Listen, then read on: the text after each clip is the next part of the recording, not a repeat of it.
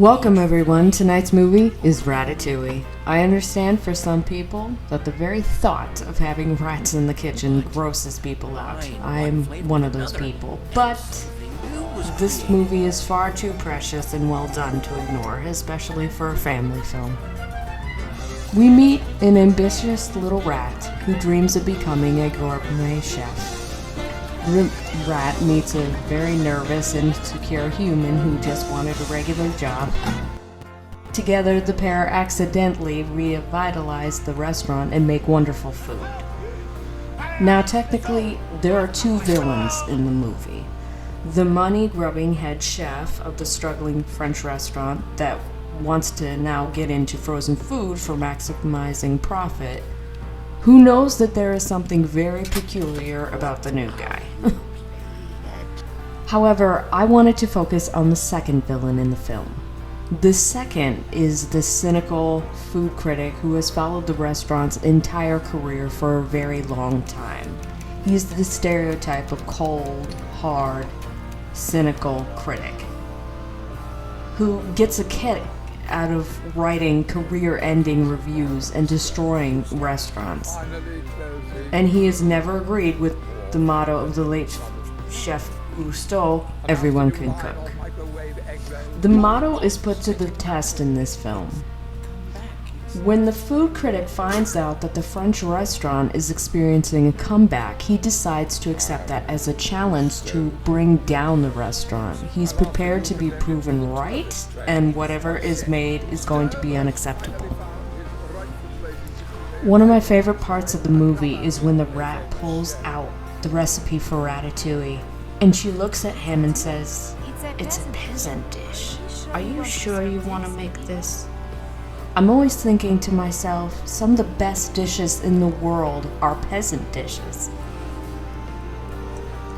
Now, despite the critic's arrogance to knowing that he will be disappointed, instead he is shocked with the startling realization that not only was the meal wonderful, but it made him nostalgic for a time when his mom made it. That's the magic of a peasant dish.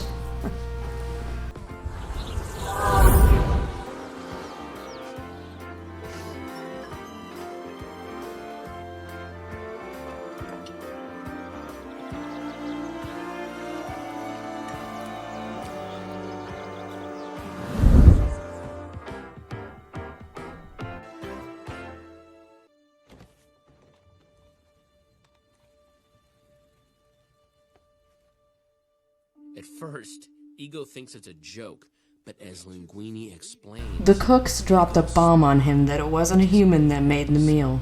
He was introduced to the little chef and even demonstrated the cooking.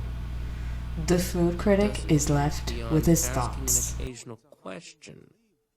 And when the story is done, Ego stands, thanks us for the meal, and leaves without another word.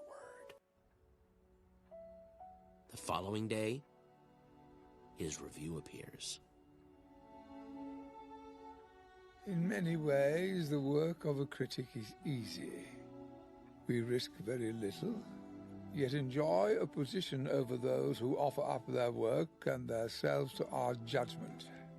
We thrive on negative criticism, which is fun to write and to read. But the bitter truth we critics must face is that in the grand scheme of things, the average piece of junk is probably more meaningful than our criticism designating it so. But there are times when a critic truly risks something, and that is in the discovery and defense of the new. The world is often unkind to new talent, new creations. The new needs friends. Last night I experienced something new, an extraordinary meal from a singularly unexpected source. To say that both the meal and its maker have challenged my preconceptions about fine cooking is a gross understatement. They have rocked me to my core. In the past, I have made no secret of my disdain for Chef Gusteau's famous motto, "Anyone can cook," but I realize only now do I truly understand what he meant. Not everyone can become a great artist, but a great artist can come from anywhere. It is difficult to imagine more humble origins than those of the genius now cooking at Gusto's, who is, in this critic's opinion, nothing less than the finest chef in France. I will be returning to Gusto's soon, hungry for more. Ego. He's challenged to criticize his own critiques, and he finds that the new needs friends, and giving him exactly what he wanted all along, a new perspective. Thank you so much for watching, and have a great night.